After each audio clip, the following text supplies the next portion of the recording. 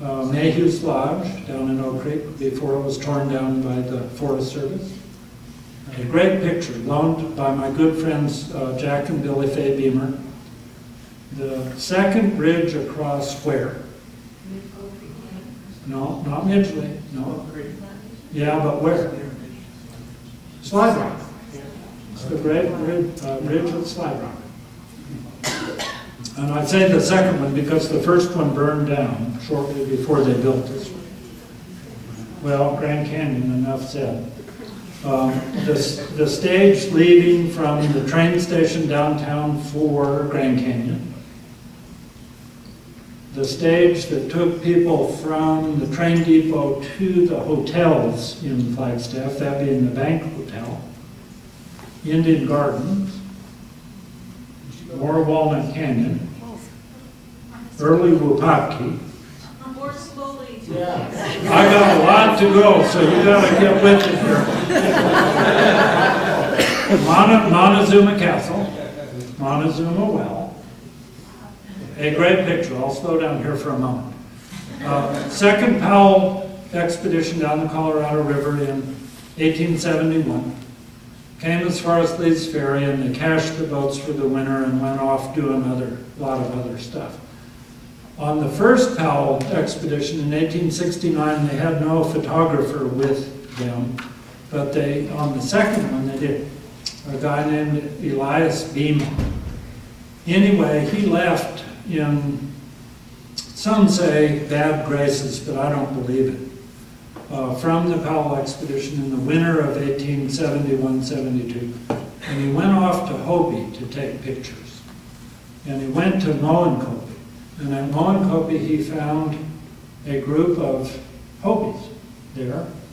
And there's a whole lot of story to this, but I'll abbreviate it. Chief Teuvi is the guy in the white shirt. He was the chief from Oribe who established the farms, the Hopi farms and orchards at Moenkopi, and later the little village there. And I think it's an extraordinary image. It's the only one I have ever seen of Teuvi. And by the way, Tuba City is not named for brass horns. It's named for Teuvi. So, Hopi Village, Navajo people in Flagstaff.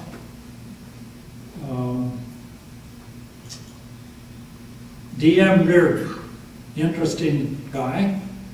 He was early on the Indian agent at Fort Defiance. This is before all the lumber stuff.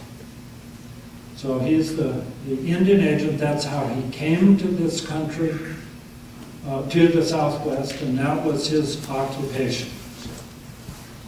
This is a later Indian agent up at Tuba, Walter Runke, who later became a real important figure here in Flagstaff, the postmaster, and his wife Laura, who had been the wife of one of our partners previous to marrying Runke, later came to Flagstaff and was on the city council for years into the 1970s. Navajo weaving, Hopi weaving, Canyon Diablo trading post, with our ranch foreman, Eli Lucero, and a posse being formed to go out and do justice. You see the badge on the vest of Mr. Volz, who was the trader at Canyon Diablo. Another absolutely splendid picture at Canyon Diablo, very early on, Navajos, early in the morning after an all-night, I believe they called it a Mountain Lion Way ceremony.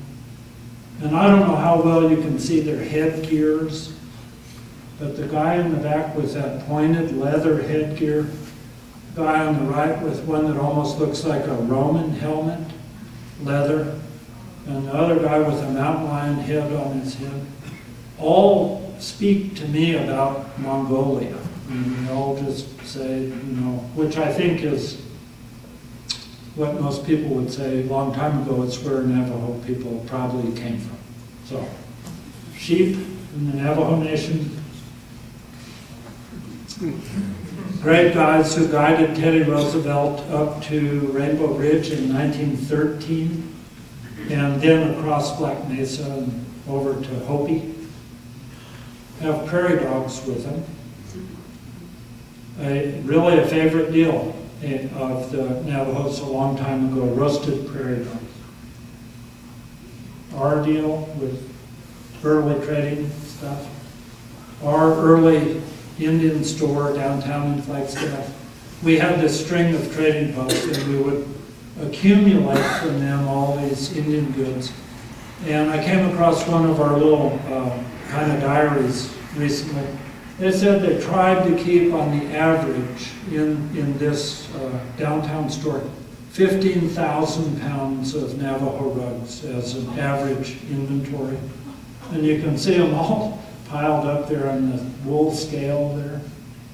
So it was a big, big time operation. Lots of arts and crafts. This is a little bit later version of it, but still a really major deal.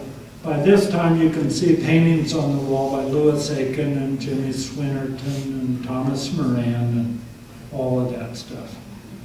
I wish I had some of that rugs. We used to, as many people did, run our own group of craftspeople at various times, mainly silversmiths, but we had this group of guys who were churning out the silver, mainly for the tourist trade, downtown in Flagstaff, this in an place in the Monte Vista Hotel. Other people, of course, were doing it to the commercial hotel down on Front Street and so forth. It's a great picture also of my co-authors. Early on, you know, the Native Americans didn't really have much employment opportunity in the early days. One great employment opportunity that they did have was with the Postal Service. Postal Service needed riders who could ride to the remote areas and deliver the mail, of course. This is the Supai rider on his way to Supai to deliver the mail. Early Flagstaff up in Old Town, up on Grand Canyon Avenue, when the railroad first got there. See all the ties stacked up there. A view looking backward at that, the first settlement here in Flagstaff. Then they went down to Newtown, which is down on the flat by where the railroad station is today. And this is a great old lithograph that shows the big old water tank and the old railroad very early on. Another picture of all these flat cars in the foreground. This is LaRue Street and the Bank Hotel. So our first train depot, which burned down shortly after the railroad got here.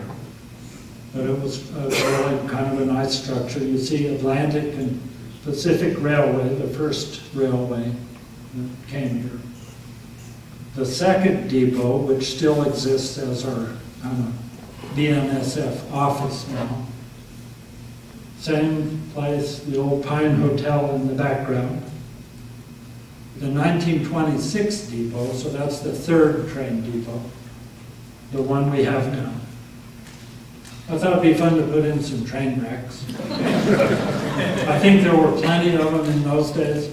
This is 1917, I believe, just west of town.